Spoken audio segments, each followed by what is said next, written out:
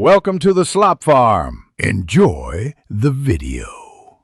In this video, I will explain how to unlock your GMC Acadia radio. First, you will need to find your radio's identification number, which is usually on a sticker on the radio itself or in your owner's manual. This number is crucial for retrieving the unlock code. Also, make sure your vehicle's battery has a full charge to avoid interruptions during the process. This initial check saves time and ensures a smooth experience. Once you have your radio's identification number, the next step is to retrieve the unlock code. You can do this by contacting a GMC dealership. Be prepared to provide them with your vehicle's VIN, which is typically found on the driver's side dashboard, and the radio's identification number.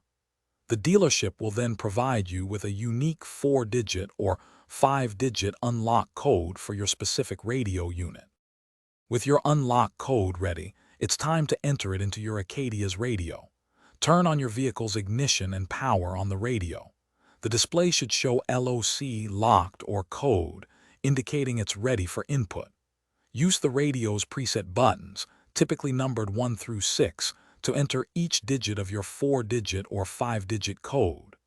Press button 1 for the first digit, then button 2 for the second, and so on. After you have entered all the digits of your unlock code, you will need to confirm it. Look for a band or enter button on your radio and press it. If the code is correct, your radio should unlock and begin functioning normally, displaying the time or a radio station. If it doesn't unlock, wait approximately 10 minutes with the ignition on, then carefully re-enter the code. Sometimes, a brief pause helps reset the system.